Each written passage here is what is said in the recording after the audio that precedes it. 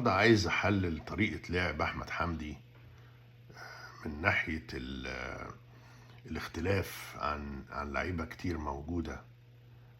مش هقول مختلف عن جميع لاعبي مصر، يعني أنا خلينا في نادي الزمالك وخلينا في ال 11 12 لعيب اللي بيلعبوا ويبدلوا معاه.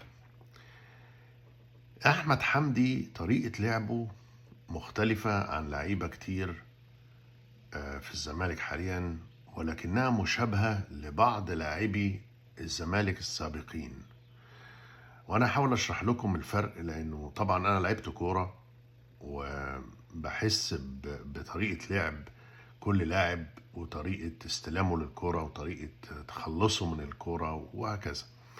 بالنسبة لأحمد حمدي هو بيعتبر من اللعيبة اللي بتخوف المنافس لما بيجيله الكورة، ولما بيكون ناوي يستلم كورة. يعني مثلا هو كمثال سريع للجون اللي جابه في نهضة البركان، هو استغل انشغال كل اللعيبة في اجتماعات صغيرة كده على جنب، اللي جري ورا زيزو واللي جري ورا حسام عبد المجيد واللي وقف مع الجون يسنده واللي وقف ورا هو خد مكان كأنه هيحط بينالتي. خدوا بالكم الكرة، رجعوها تاني وشوفوها.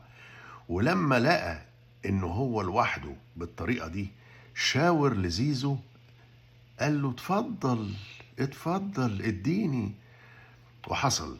وطبعا يعني استقباله للكرة مثالي في انه هو ما بيفكرش يعدلها ولا يتفلسف فيها. هو باللغة الكرة الشراب لبها في الجون. طبعا انا بستخدم كلمات قديمة اختفت من زمان وما بحدش بيستخدمها، لان هم بياخدوا ثقافة للأسف الشديد مختلفة شوية عن الثقافة بتاعتنا. يعني هم مين؟ اللي هم الإعلاميين يعني أو المعلقين، يعني اللي يقول لك مش عارف إيه. مش هنقعد بقى إحنا نضيع في وقتنا، إحنا بنتكلم دلوقتي على ما هي الفروقات اللي بين طريقة لعب أحمد حمدي وطريقة لعب بقية اللعيبة. أحمد حمدي من النوع اللي لما بيستلم الكورة بيوسع لنفسه، والطريقة اللي هو بيستخدمها في استلام الكورة والتوسيع لنفسه بتخوف اللي قدامه، بتخلي اللي قدامه يا إما يرجع لورا يا إما يروح بسرعة يمسك حد تاني.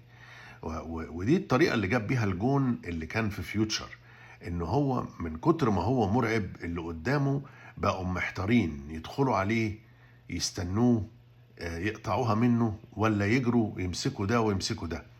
استغل هو الفرصة ودخل واقتحم وجاب الجون. لو تفتكروا الجون اللي هو الراجل قال الصبر حدود يا زمالك، ده الراجل اسمه فوزي.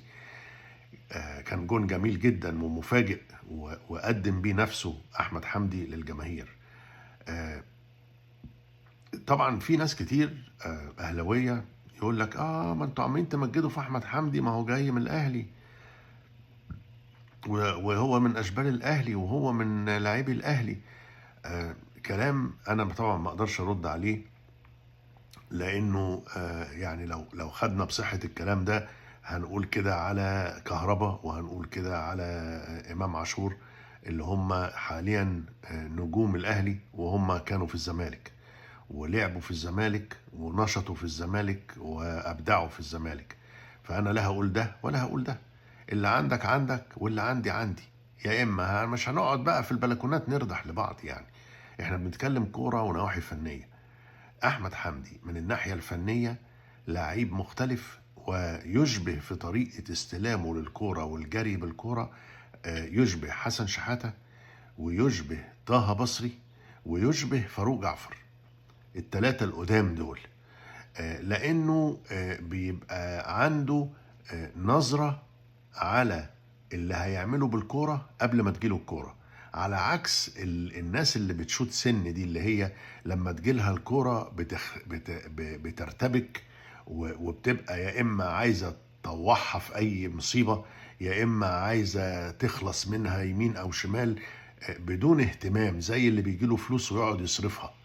انت كل كرة مفروض بتجيلك تستثمرها في حاجة ليها تأثير في التهديف، مش هنقعد، احنا مش نازلين نجرب فانيلات وشورتات وجزم، احنا نازلين نلعب عشان نغلب.